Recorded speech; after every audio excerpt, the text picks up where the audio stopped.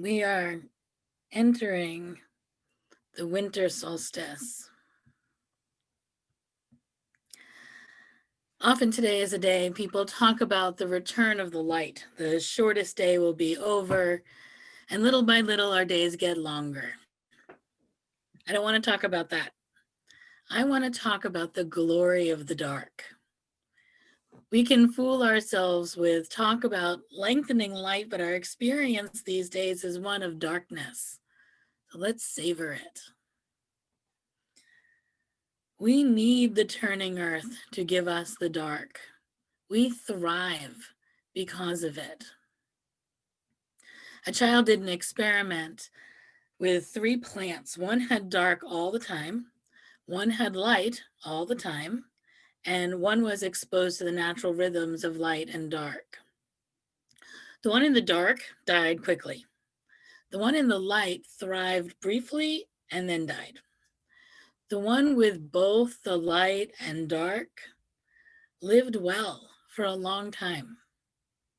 If we're going to live well, we need the light to turn to dark. The light is energizing. I know why that plant exposed to only light thrived at first. The plant grew very fast over those first 2 weeks, but then it just stopped growing and ultimately it withered. Light is invigorating, but that vitality is only sustainable if there are periods of rest. The dark brings us rest. After college, I traveled cross country and ended up spending some time in Utah after befriending the hotel staff at Bryce Canyon. Late at night, when work was done, we'd play in the dark. The canyon has no artificial light source. It's if there's no sun, there's no light. So it was dark and silent. We played a game called Sardines. I don't know if you know it. It's hide and seek in reverse. Or one person hides and everyone else looks for them. And once you find the person who's hiding, you hide with them, climbing into their hiding spot until one by one everyone is hiding and no one is seeking anymore. So one night in the canyon, the first person to hide laid down beside a fallen tree, and to find him, we're not allowed to use, flashlights. There weren't cell phones at the time. So we're seeking in pitch black. Once someone found him, it becomes a little bit easier, right? Because you can hear the sounds of voices or people sort of squishing in, trying to hide together. But when the game starts, everyone's just alone in the dark. They reach the count of 10, freeing us up to begin our search. And I reach out quickly to my traveling companion because really I was so terrified. I'd never seen dark so thick and heavy. Neither of us knew the area. We didn't know what to expect in the dark. We sort of wandered tentatively, our arms out in front of us, and we were by far the last to find our friends who were using this downed tree as cover, which meant that we were the next to hide. So we decided not to hide in the space with all the rocks and the trees, but instead to go out into the field. It wasn't really quite a field. There weren't a lot of plants, but it was this large open expanse. And we just lay down in the middle of it. When our friends were done counting, they came looking for us. They'd heard the direction we had walked in, and they were following the tracks, but they could not see us. They walked right by us one at a time, some closer, some further back. Sometimes they walked over us. And while they were searching, we were lying on our backs, watching the stars. We remained still and silent and attentive. As each person found us, they also laid their bodies down and watched the stars. Over the course of maybe 15, 20 minutes, each person joined us. And while we hid in the dark, we found the night sky. We stayed in that field long after that game was over, each resting in the hush of the dark. Because of the dark that night, we were able to see things we wouldn't have found in the light. The sky is a glorious thing, filled with the mystery of infinity. In Utah, the night reveals more stars than you can count. And you can also see the Milky Way, that confounding galaxy of which we are but a tiny part. It sweeps across the sky, reminding us simultaneously of both the insignificance of our individual existence and the wonder and magnificence of being alive. And the only way to see it is in the dark.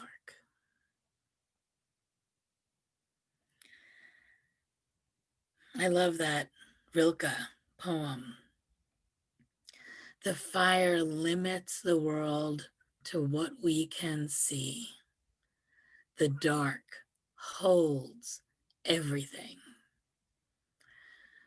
With the light, we're limited to the trees, the rocks, the field. In the dark, we could see the endlessness of the world, the boundless limitlessness of what we call the universe.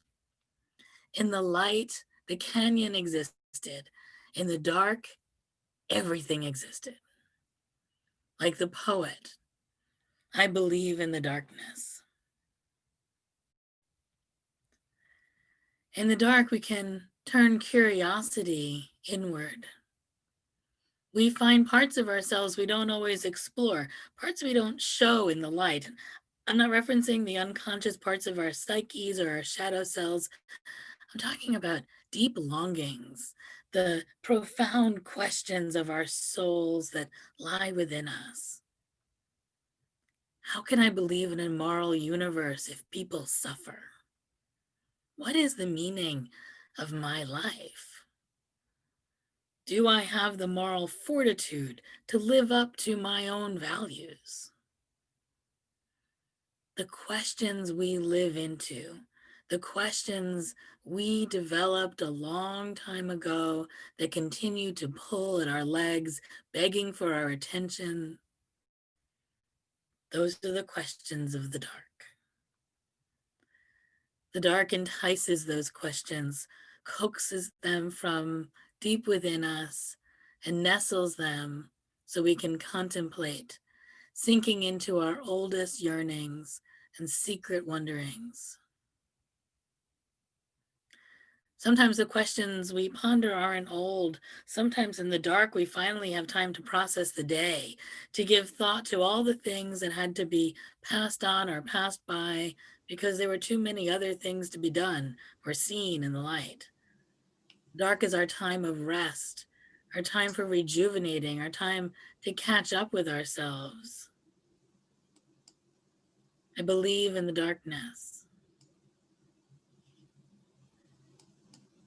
As we said 2 weeks ago, this is the Advent season of waiting for light. Pagans who gave up the solstice tradition are also waiting the birth of the light. That these things are connected is not accidental. Christians gained acceptance in a pagan world by aligning holidays.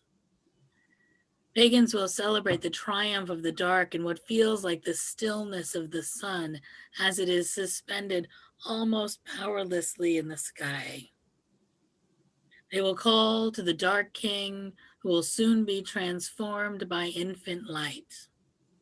They will watch for the coming of dawn when the great Mother Earth will again birth the divine sun child, the bringer of light and warmth. They will acknowledge the stillness that comes before motion, the necessity of the dark of the womb, the dark of the soil where the seed waits patiently.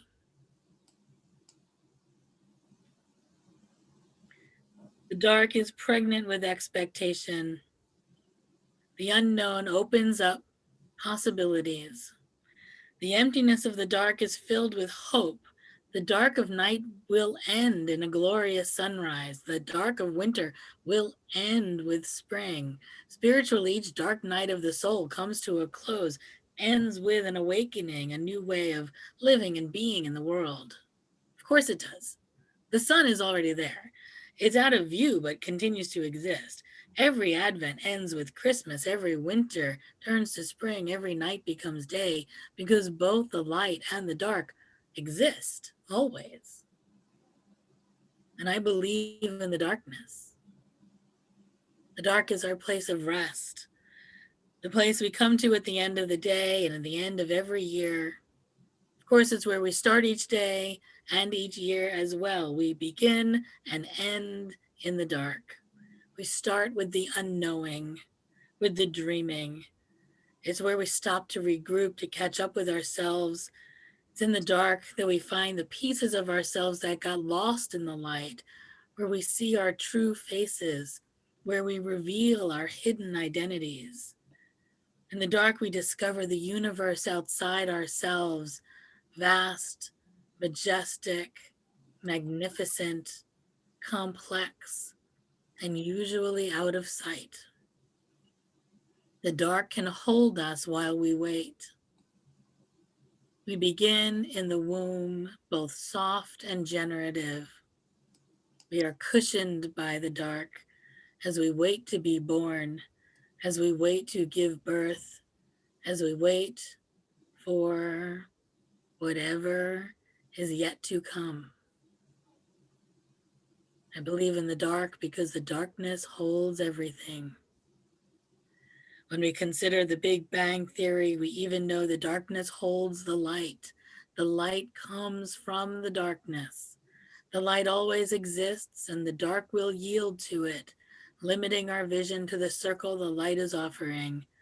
But the dark will return, and with it, our grand sense of the all. These are our darkest days. We are in the winter solstice. We've reached the time when light is shortest, when dark is all around us. These are the days of our rest. These are the days of our waiting in anticipation. These are the days of our discovery of all that is being held in the dark. Before Christmas comes, before the birth of the light, let us all embrace and believe in the dark.